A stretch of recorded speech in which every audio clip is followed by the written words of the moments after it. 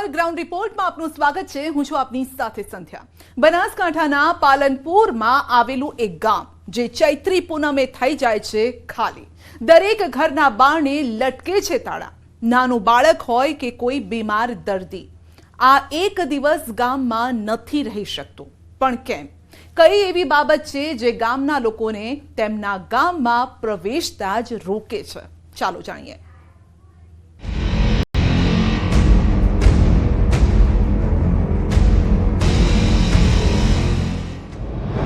બનાસકાંઠાનું એક ગામ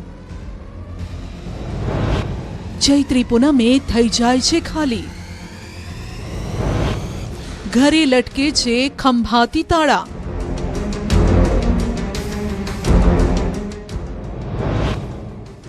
રસ્તા પર છવાઈ જાય છે સન્નાટો।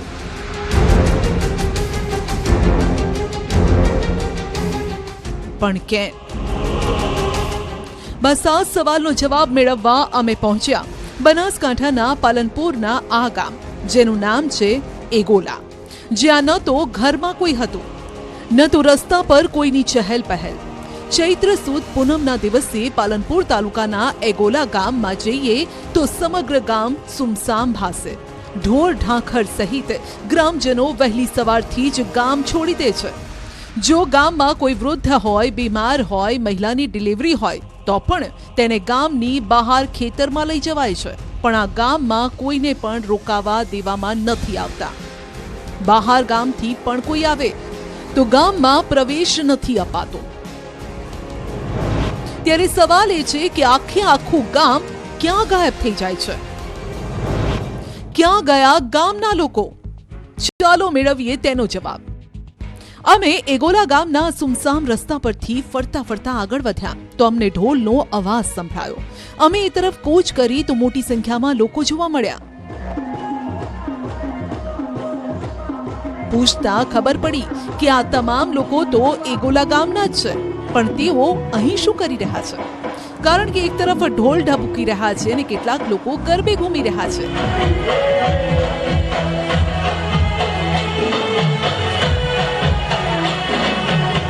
અને કેટલીક મહિલાઓ માથે ઘર વખરીનો સામાન લઈ ગ્રામજનો સાથે જોડાય છે। આ બધું જોવામાં અજુગતું લાગતું હતું। જ્યારે આ અંગે અમે ગ્રામ લોકો સાથે વાત કરી તો ખબર પડી કે આ તો આસ્થાના અનેરા રંગ છે। પેઢીઓથી ચાલી આવતી અનોખી પરંપરા છે જેને તેઓ નિભાવી રહ્યા છે। આમાં એવી વાત છે ને ભાઈ કે વર્ષો પહેલાં જ્યારે ગામની અંદર રોગચાળો ફાટી નીકળ્યો હતો અને જેની અંદર પશુઓ અને માણસોના મૃત્યુ થતા હતા, એ વખતે અમારા વડવાઓ મહાકાળી માતાના મંદિરે આવી અને મહાકાળી માતાને કરગરી અને એમને વિનંતી કરી હતી। ત્યારે એ પછી મહાકાળી માતાની કૃપા દ્રષ્ટિ થઈ અને એ બધી જે રોગચાળો હતો એ રોગચાળો શાંત થયો હતો। અને એ પછી વિધિવત રીતે અમારા ગામની અંદર ઓતરા વર્ષે ગામ આખું ચૈત્ર સુદ પૂનમના દિવસે ગામને ખાલી કરી અને એ દિવસને અમે ઉજાણી તરીકે ઓળખીએ છીએ। ઉજાણી એટલે ગામને ઉજ્જડ કરી અને એ દિવસે ગામની અંદર કોઈ નાનું બાળક, નવજાત શિશુ પણ નથી રહેતું, કોઈ અશક્ત માણસ નથી રહેતું। ગામથી 1 કિલોમીટર દૂર મહાકાળી માતાજીનું મંદિર છે અને આ સૌ લોકો ત્યાં જ જાય છે। ચૈત્ર સુદ પૂનમના દિવસે આરતી કરે છે, હોમ હવન કરી નાત જાતના ભેદભાવ વગર માતાજીના શરણોમાં જઈ અને ગ્રામજનો રસોઈ બનાવીને જમે છે। આખો દિવસ માતાજીની આરાધના કરે છે ને દિવસ ત્યાં જ પસાર કરે છે। જો કે તેની પાછળ છે એક કહાની। વર્ષો પહેલા આ ગામ શ્રાપિત હતું। સમગ્ર ગામમાં રોગચાળો પ્રસરી ગયો હતો। આંતરે દહાડે ગામના લોકોના મોત થતા। ત્યારે કોઈ મહાત્માના શ્રાપના કારણે ગામ વ્યથિત હતું, પીડિત હતું। કહેવાય છે કે ગ્રામજનોની પીડા અને દુઃખ જોઈ મંદિરના પૂજારીને અનોખો ભાવ પ્રગટ થયો। ત્યારે તેમણે માતાજીને પ્રસન્ન કર્યા અને કહ્યું કે ગામ લોકોને આ પીડામાંથી બહાર કાઢો। માતાજીની પૂજા, હવન કરી માતાજીને ખીર અને સુખડીનો નૈવેદ્ય પણ કર્યો। ત્યારે માતાજી પ્રસન્ન થયા અને ગામ લોકોને સુખાકારીના આશીર્વાદ આપ્યા। બસ એ દિવસથી ગામ લોકો દર વર્ષે આ જ રીતે ઉજવણી કરે છે, પરંપરાને જાળવે છે, એક સાથે ભોજન બનાવે છે અને જમે પણ છે। ગામમાં રોગચાળો માનવમાં અને પશુઓમાં ફેલાઈ ગયો હતો, ત્યારે એ રોગચાળામાં માતાજીની કંઈક કૃપા થાય અને રોગચાળો જતો રહે એના માટે આ માતાજીના સ્થાને આવી અને લોકોએ આરાધના કરી, જેમાં માતાજીને એક ખીર અને સુખડીની નિવેદ ચડાવ્યું. માતાજી પ્રસન્ન થતા ગામ લોકો પણ તેમની પૂજા કરવા લાગ્યા. નક્કી કર્યું કે વર્ષમાં એક વખત આખું ગામ ખાલી કરી માતાના મંદિરે આશરો લેવો. આ માટે તેઓ વાજતે ગાજતે ગામની બહાર નીકળે છે, જાણે કોઈના ઘરે પ્રસંગ હોય. સાથે જ રસોડાનો સામાન પણ લઈ જાય છે, જેથી ગામના પાદરે ચૂલો કરી માતાનો પ્રસાદ બનાવી શકાય. આજે અમારું ગામ ટોટલ ખાલી થઈ જાય છે. ગામની અંદર કોઈ પણ માનવ આજે રહેતો નથી અને બધા એક સાથે માતાજીને મંદિરે આવી અને દરેક વ્યક્તિને કુટુંબ દીઠ એક એક ચૂલો બનાવે છે અને એના ઉપર માતાજીને સુખડી અને ખીરનો પ્રસાદ અમે નિવેદ તરીકે માતાજીને ધરાવીએ છીએ. માતાજી આમાં પ્રસન્ન છે. આ અમારી આ પરંપરા વર્ષો જૂની ચાલી આવતી આવે છે. જો કે આ એક જ દિવસ એવો હોય છે જ્યારે ગામનો દરેક વ્યક્તિ અહીં હાજર જોવા મળે છે. ભલે તેઓ ગામથી દૂર વસ્યા હોય કે વિદેશમાં પહોંચ્યા હોય, પણ ચૈત્રી પૂનમનો દિવસ તો લોકોની સાથે રહેવાનો જ હોય છે. જે બહાર વસે છે, વિદેશમાં વસે છે, તે બધા અહીંયા આવીને આ પરંપરામાં ભાગ લે છે અને અહીંયા માતાજીની સરસ આરતી થાય છે, પૂજા થાય છે, માતાજીની ધજા થાય છે. તેમજ અહીંયા ગામના બધા જ લોકો સાથે મળીને અને માતાજીની સુખડીની પ્રસાદી તેમજ ખીરની પ્રસાદી ધરાવે છે અને બધા જ સાથે જમે છે. પણ આ જે ચૂલા ધમધમી રહ્યા છે તેના માટે પણ એક શરત હોય છે. 2 ભાઈ હોય તો બંને ભાઈના અલગ જ ચૂલા કરવાના. બંને ભાઈઓના પરિવાર અલગ રીતે જ પ્રસાદ બનાવે છે. તેની પાછળ પણ છે એક ખાસ કારણ. ગોલા ગામ જે પોતાના ચૂલા બનાવે છે એ કહેવાય છે કે પોતપોતાના ઘરો છે એમ સમજીને અહીંયા વસવાટ કરે છે. અને સવારથી સાંજ સુધી દરેક ચૂલો ભેગો નહીં. 2 ભાઈ હોય ને 5 ભાઈ હોય તો 5 ચૂલા અલગ બનાવવાના. એને ખાલી નિમિત્ત કેટલું, પાછળજીની થાળી અને એક શ્રીફળ અને હવાશીર ચોખા. પછી 20 કિલોના બનાવ ચાલે, પછી ભાઈઓ ખો ચાલે, બહારની વસ્તી ખાય. પણ મૂળ એ ચૂલા એટલા ચૂલા અહીંયા નવું ગામ વસે. આજે એક ગામમાં એક જ ધોપે નીકળવાનું અને એક જ ગામમાં ટાઈમસર જવાનું. એમાં હાલ વચ્ચે ગામમાં કોઈ અલાઉ ન થઈ શકે. ગમે એવો બીમાર હોય, ગમે એવું છેલ્લી સ્થિતિમાં હોય તો બહાર નીકળવું પડે. આજે કોઈ ગામમાં પ્રવેશ ના થાય. હોજના ટાઈમ પ્રમાણે એક જ ગામમાં જશી અને કાપશી. અને એના કારણે આ માતાજીનો અમારો 1965થી આ દાડા સુધીનો પ્રસંગ છે. તો યુવાનો પણ આ દિવસે ઘરે આવે છે અને વડવાઓએ શરૂ કરેલી પરંપરાના ભાગીદાર બને છે. આ ઉજવણી ઉત્સવ અમારી ગામની એકતા દર્શાવે છે અને માતાજી પ્રત્યેનો ભક્તિભાવ દર્શાવે છે. અહીંયા બધા લોકો આવીને સૌનું કરવેઠું લઈને માતર કરે છે, ચોખા કરે છે, ખીર બનાવે છે અને માતાજીને પ્રસાદ ધરાવે છે. એના પછી જ લોકો પ્રસાદ લે છે. સાંજના ટાઈમે જ્યારે મુહૂર્ત હોય એ સમયે ગામના લોકો વળતા ગામમાં પ્રવેશ કરે છે. આમ તો કહેવાય છે કે દીકરીઓ સાસરીમાં શોભે, પરંતુ દીકરાઓ આવે તો ગામની દીકરીઓ કેમ ન આવે, તેમને પણ ખાસ બોલાવવામાં આવે છે. સૌ મંદિર પરિસર પાસે ચૂલો બનાવી રસોઈ તૈયાર કરી સાથે રહે છે અને સાથે જમે પણ છે. હું ગામની અહીંની કુંવાસી છું. દરેક દીકરીઓ પણ અહીંયા આવે છે અને વર્ષોથી બધી દીકરીઓ જ્યારે કોઈ જગ્યાએ ના મળી હોય એ અહીંયા બધી દીકરીઓ ભેળી થાય છે અને બધા એકબીજાને ભાવભરીથી એમ કે મળે છે અને બહુ મજા આવે છે. અને અમારા આ ઉજવણી કરવાથી અમારા ગામમાં કોઈ રોગચાળો કે કશું આવતું નથી અને બધા પ્રેમપૂર્વક એકબીજાને હળી મળીને આખો દિવસ પસાર કરે છે. આજના આધુનિક યુગમાં પણ ચમત્કાર અને શ્રદ્ધા દુનિયામાં કાયમ છે તેનો આ સૌથી મોટો પુરાવો છે. મહાકાળી માતાજીના મંદિરે એકનાથજી મહાત્માના આદેશથી 17/5/1979ના દિવસથી અખંડ જ્યોત પ્રગટાવવામાં આવી હતી અને જે આજ દિન સુધી અખંડ છે. અહીં દર માસની અજવાળી પૂનમે લોકો પગપાળા પૂનમ ભરવા પણ આવે છે. કિશોર તુવર, ન્યૂઝ 18 ગુજરાતી, બનાસકાંઠા. દેશભરમાં જે હનુમાનજીની જયંતિની ભવ્યાતિ ભવ્ય ઉજવણી થઈ, ત્યારે ગુજરાતમાં પણ સાળંગપુર દાદાના ધામ સહિત અમદાવાદથી અરવલ્લી સુધી ભવ્ય અને દિવ્ય ઉત્સવ ઉજવાયો. જુઓ હનુમાન જયંતિના રંગ. સાળંગપુરની અંદર કિંગ ઓફ સાળંગપુરને જે સ્થાપિત કર્યાને 1 વર્ષ પૂર્ણ થઈ રહ્યું. આપ જોઈ રહ્યા છો કે દાદાને 5000 કિલો ફૂલથી અભિષેક, મહાઅભિષેક કરવામાં આવ્યો. કદાચ ભારત વર્ષમાં પહેલો વહેલો આ એક પ્રયોગ છે કે દાદાને આટલો બધો અભિષેક. એક બાજુ સૂર્ય, એક બાજુ ચંદ્રની વચ્ચે હનુમાનજીનો મહાઅભિષેક. જ્યારે આજે હનુમાન જયંતિને લઈને 250 કિલોની કેક પણ કાપવામાં આવી. સાધુ સંતો અને હરિભક્તો મોટી સંખ્યામાં ઉપસ્થિત રહ્યા. હરિભક્તો ડીજેના તાલે ઝૂમી ઉઠ્યા. સાથે જ વિશ્વ કલ્યાણની પ્રાર્થના પણ કરવામાં આવી. જે હનુમાનજી મહારાજના ચરણોમાં એવી પ્રાર્થના કરું છું કે હે હનુમાન દાદા, આપ તો અષ્ટ સિદ્ધિ નવ નિધિ કે દાતા છો, સર્વ સુખના દાતા છો, તમામ પીડાઓ અને રોગને નાશ કરનારા છો. આપનું નામ જ કષ્ટભંજન છે.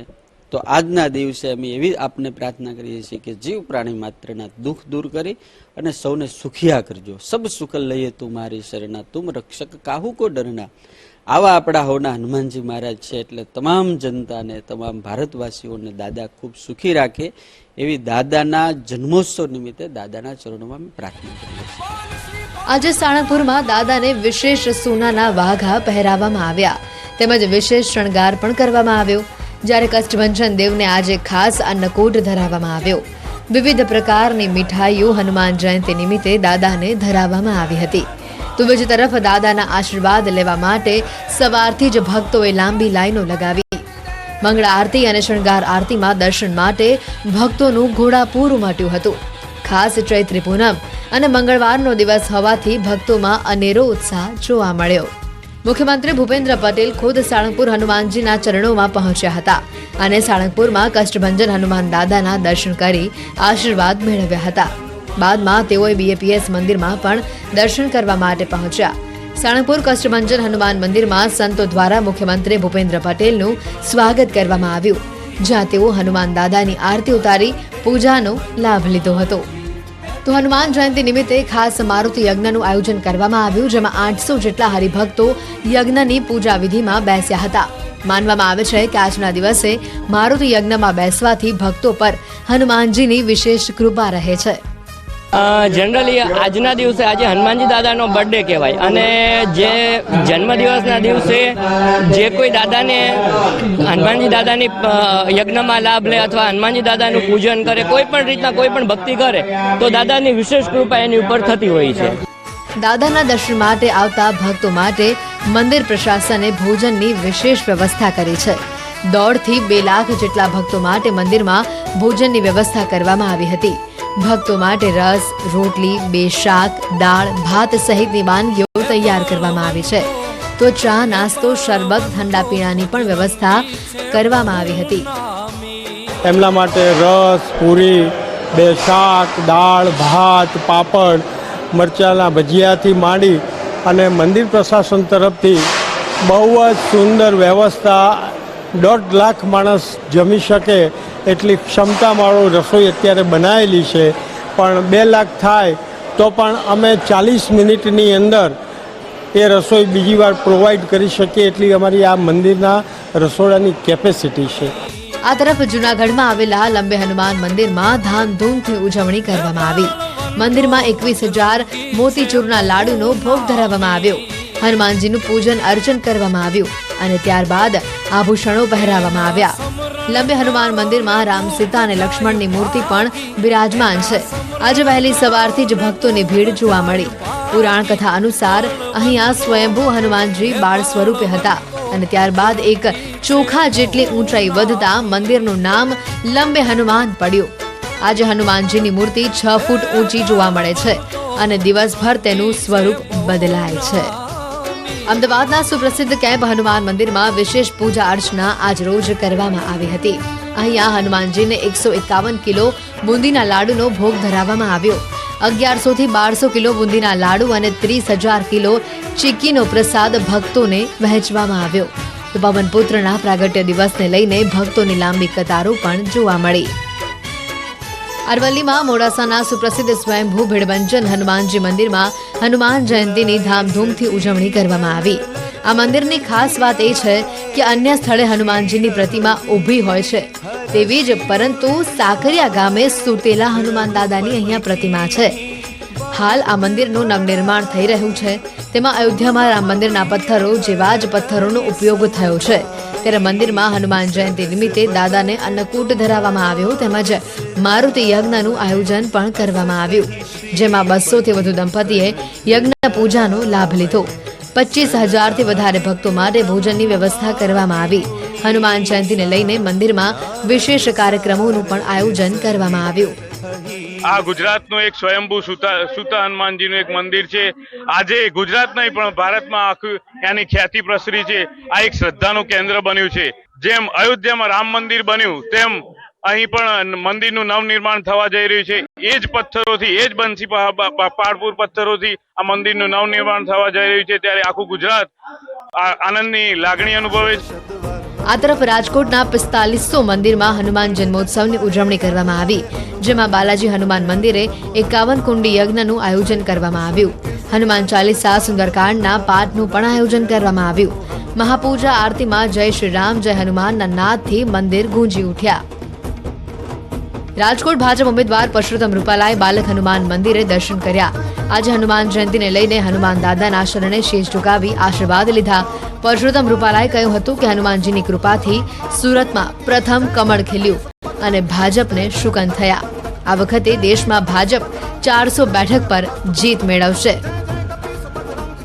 આમ આજના દિવસે સામાન્ય નાગરિકોથી લઈને નેતાઓ હનુમાનજીના દરબારમાં જોવા મળ્યા હતા અને દાદાના આશીર્વાદ મેળવ્યા હતા.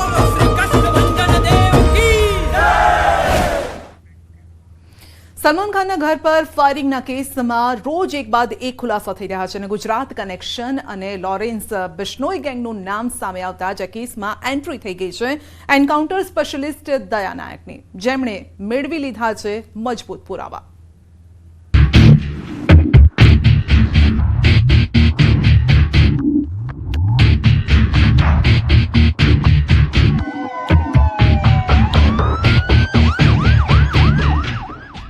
टाइगरना घर पर फायरिंग करनारी गैंग हवे नहीं बचे.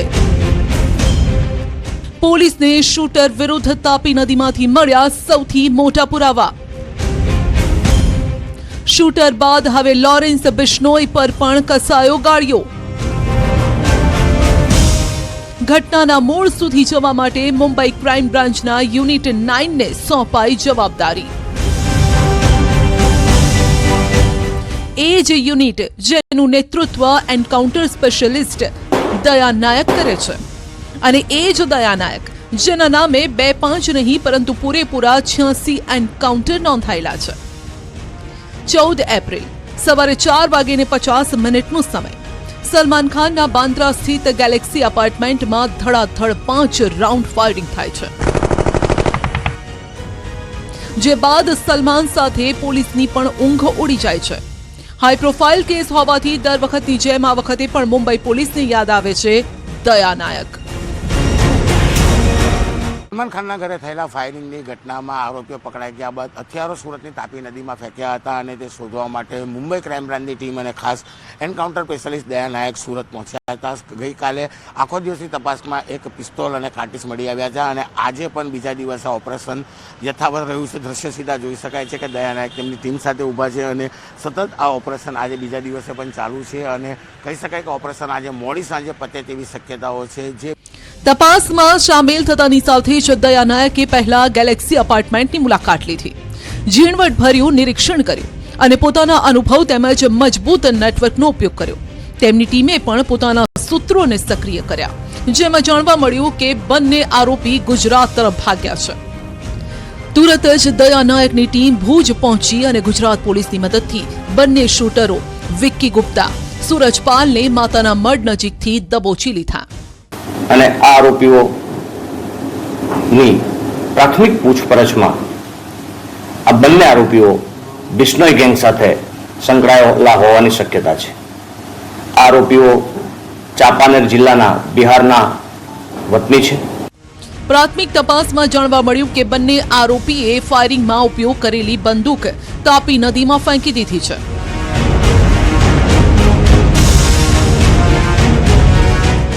જેથી પુરાવા શોધવા અન્ય એક ટીમ કામે લાગી, જેણે તાપી નદીનું તળિયું પણ માપી લીધું અને એક સાથે બે બંદૂક કબજે કરી.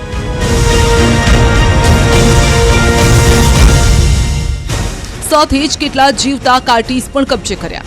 એટલે કે હવે પોલીસના હાથે પુરાવા પણ આવી ગયા છે, જેનાથી શૂટરને સજા અપાવવી સરળ બનશે. મુંબઈ ક્રાઇમ બ્રાન્ચ છેલ્લા 48 કલાકથી સુરતમાં ધામા નાખ્યા છે અને હથિયારો કબજે કરવાની કામગીરી ચાલી રહી છે. ગઈકાલે હથિયારો કબજે કર્યા બાદ આજે બીજો દિવસ છે. બીજા દિવસે પણ આ ઓપરેશન યથાવત જોવા મળી રહ્યું છે. જે આ તાપી નદી છે, આ તાપી નદીમાં જ કહી શકાય કે હથિયારો ફેંક્યા હતા. ગઈકાલે પોલીસે તરવૈયાની મદદથી આ હથિયારો શોધી કાઢ્યા હતા. જો કે વાત અહીંથી અટકશે નહીં, કારણ કે આ કેસમાં